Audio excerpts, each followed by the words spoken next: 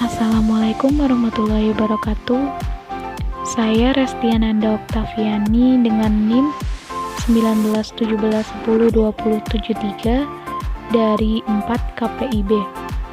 Di sini saya akan mempresentasikan tipe dakwah dalam komunikasi lintas budaya.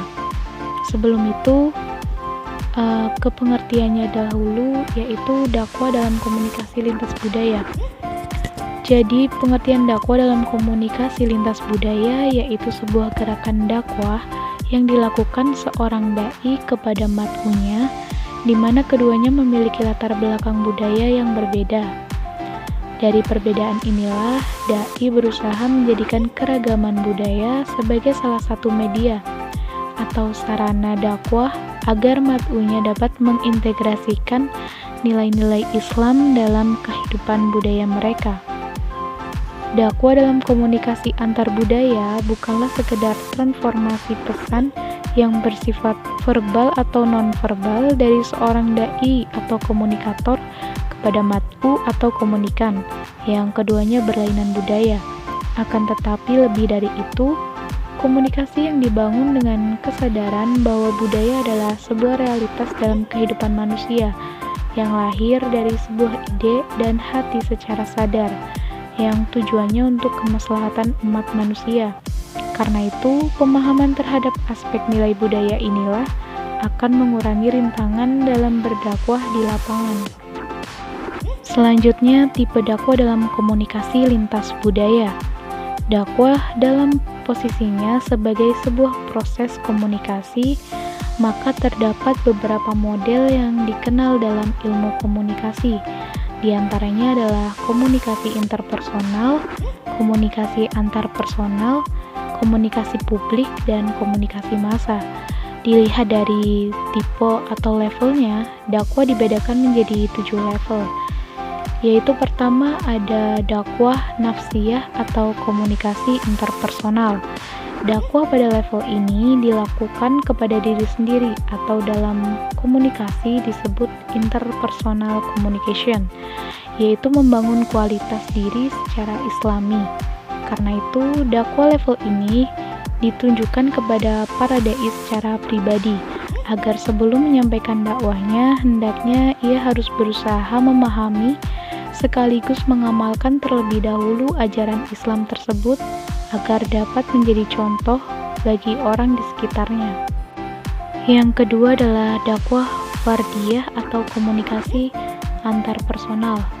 Dakwah dalam konteks ini artinya dakwah yang dilakukan antar individu secara tatap muka, langsung atau face to face.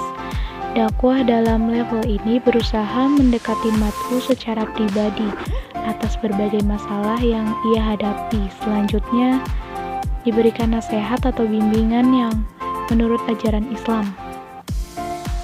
Yang ketiga ada dakwah fi'ah atau komunikasi kelompok kecil.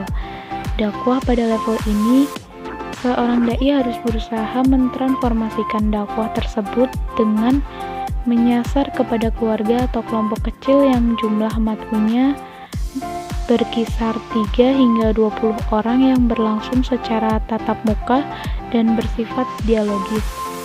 Yang keempat ada dakwah hizbiyah atau komunikasi organisasi.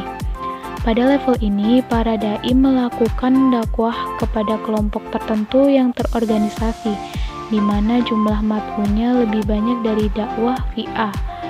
Dalam ilmu komunikasi, ini disebut sebagai komunikasi kelompok besar atau organisasi. Yang kelima ada dakwah ummah atau komunikasi massa. Dakwah dalam tingkatan ini yaitu dakwah yang dilakukan dai kepada masyarakat umum, baik menggunakan media massa atau tidak, seperti media cetak, elektronik, namun bersifat monologis.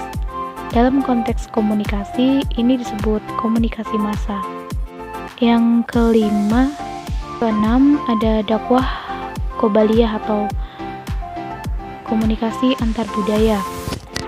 Dalam dakwah ini dilakukan para dai kepada mat'u, namun antara keduanya berlainan suku, akan tetapi masih dalam satu kesatuan bangsa. Dalam ilmu komunikasi, ini disebut sebagai komunikasi antar budaya. Artinya, proses komunikasi antar dai dan mat'u yang berlainan budaya, sehingga keduanya saling mempengaruhi satu sama lain. Dakwah level ini menuntut seseorang dai untuk berusaha memahami budaya mat'unya agar tidak terjadi miskomunikasi antar kedua belah pihak. Dan yang terakhir ada dakwah su'ubiyah atau komunikasi internasional.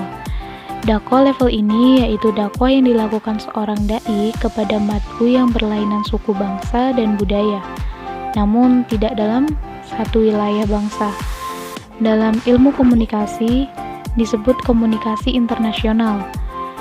Dalam konteks ini biasanya disebut komunikasi politik, sedangkan komunikasi politik adalah pesan-pesan yang disampaikan komunikan atau dai dalam masalah politik, baik secara langsung maupun tidak langsung kepada komunikan atau kepada masyarakat luas, baik secara tatap muka maupun melalui media massa.